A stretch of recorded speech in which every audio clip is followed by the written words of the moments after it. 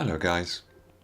Today we're going to have a quick look at this Miniart German traffic tractor, which is quickly making its way to the top of my build list. As you can see from the box art, this is the Lanz Bulldog tractor model D8532.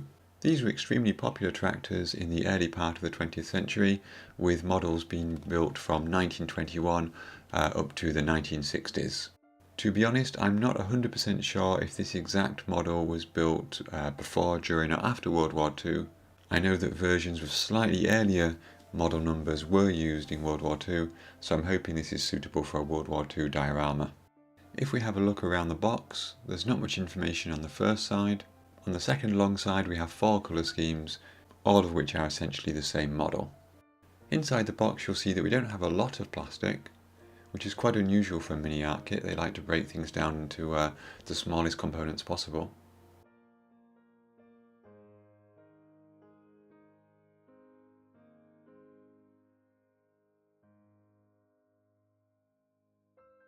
Let's start by looking at the instructions. Typical Miniart glossy instructions with a sprue map on the inside and a colour chart as well. As you can see there, we've got 6 or 7 different paint manufacturers with their references. We start with building up the main sort of engine and chassis of the tractor, which seems to build up quite quickly with just a small number of parts. This looks like one of those kits which will build quite quickly, which is not a surprise really given its size and the number of parts. However, we do have a couple of interesting challenges here. You can see in step 3 there we have 2 boxes called out, labelled for experienced modelers, which probably means those parts are going to be microscopic. But of course when I build this I will at least have an attempt at doing that. So at the end of step 3 we've got most of the main chassis of the tractor built. Then we move on to the following steps where we add details.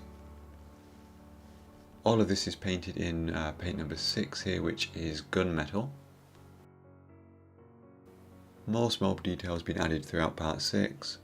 And then part 7 deals with the covering basically. This is built separately, which of course is really handy for painting because it will be, well, the blue, the red, the green or the grey colour depending on which option you choose. I'm quite surprised we don't have photo etched grills on the side there. That would be a very Miniart thing to do. Then we go back to the chassis for a few more braces and bits and pieces. And then it looks like we're adding the top of the tractor to the chassis and the seat as well. And again, that is a very Miniart approach to things. If we look at that seat, what have we got? 1, 2, 3, 4, 5, 6, 7, 8 pieces there just to build up that seat. Of course I shouldn't complain too much because it should make painting a little bit easier because those cushion pieces are separate to the metal pieces. There we can see everything going together.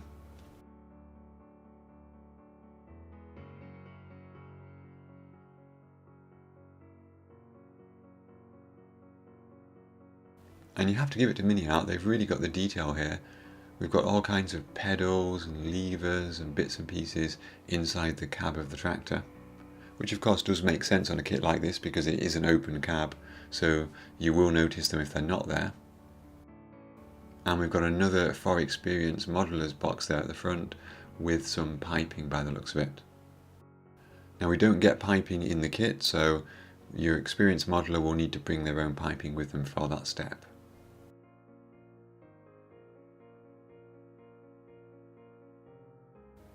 Step 13 is the rear mudguards. Then these bulbous lumps at the front.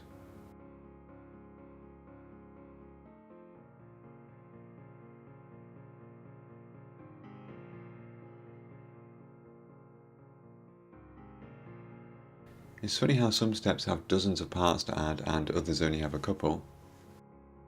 So step 16 down here, for example, is just the tail lights and those 2 singular pieces on the side. Then we switch over again to the underside. We've got some photo etch to go on the bottom. Looks like some photo etch bending will be involved there too. And then a sort of spaghetti of arrows as we attach those to the chassis. Looks like some front suspension there, some leaf springs. An exhaust piece here, and we're only just halfway through the instructions here. There are the staples. So what looked like a quick and easy build has got a lot of detail that will take time, including this rounded and twisted photo etch holder for the exhaust there.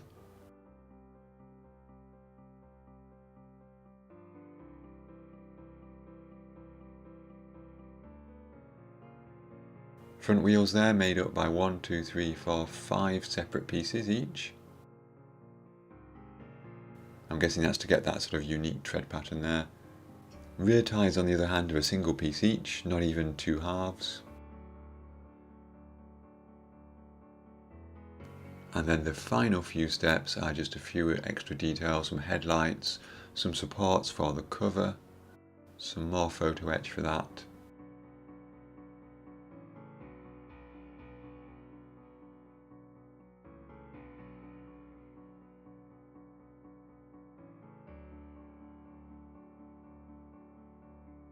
Clear parts going in, steering wheel going in.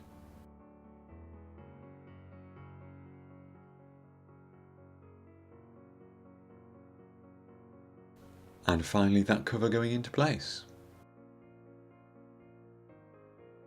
So it feels like from those steps that 90% of the tractor will be built in the first couple of steps, and the last 10% will take the final sort of 20 steps.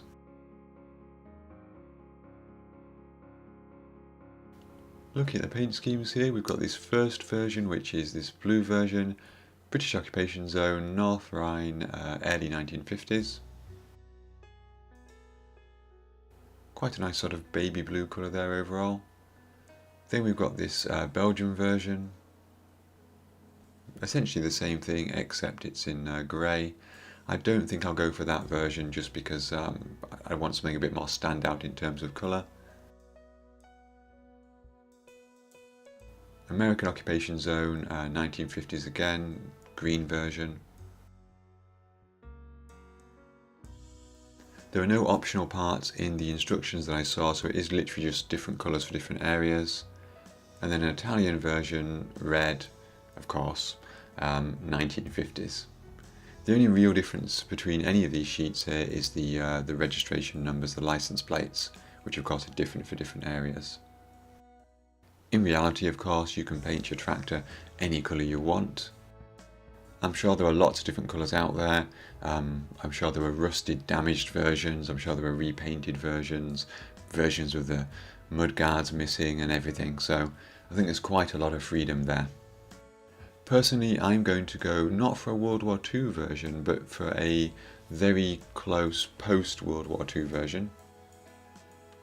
And basically I'm going to combine this with this Miniart figure set, probably just the farmer, and he'll be minding his own business, you know, working the land, and the sort of in the corner of the field, which will be the main focus of the scene, is going to be a damaged, destroyed, really blown out, wrecked, overgrown tank.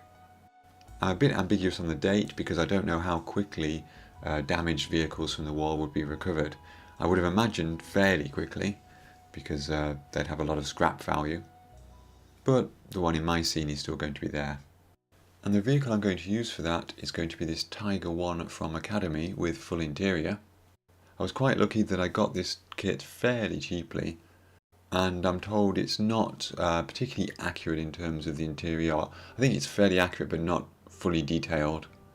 So hopefully by sort of really wrecking that and making it absolutely blown apart and rusty and dirty, some of that lack of detail will be hidden.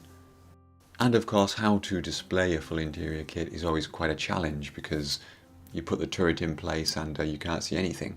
So I'm hoping that will work quite nicely. Anyway, back to the tractor kit.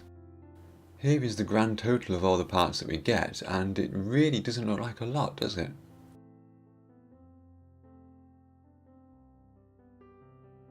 We'll start here with, we've got two of these sprues. These are the front wheels, with those individual 6 sections that we looked at in the instructions. I think actually it's 5 sections because we've got 2 alternative options there for the outside face. Then we have two more identical sprues which are for the rear wheels, with the bolt detail there and the Continental lettering on it. The tyres for the rear wheels are moulded as a single piece, although we do have a bit of a seam line there, but at least we don't have a massive seam line down the middle, which would interfere with that tread pattern.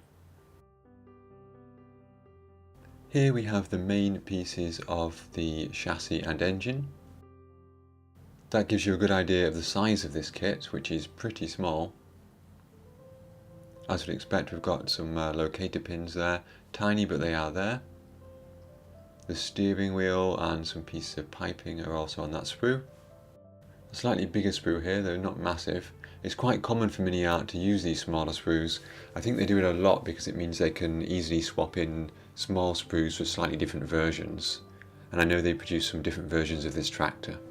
Here we have the main body parts, plus lots of piping and a few levers and other unidentified bits and pieces. Front mudguards here with some of those underside detailed pieces. Miniart seem to have done a good job here of keeping these sprue gates in sensible places. This next sprue looks like the exhaust. We have a non-slip pattern there on that floor plate. That's the seat cushion there in the bottom right.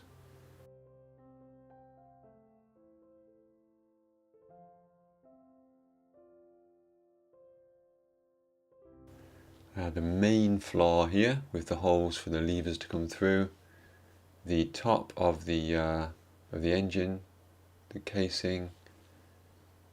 Again, lots of small piping parts here.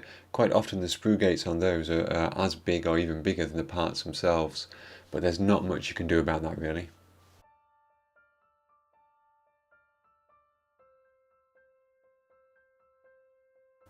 Then we have the rear mudguard parts and the roof.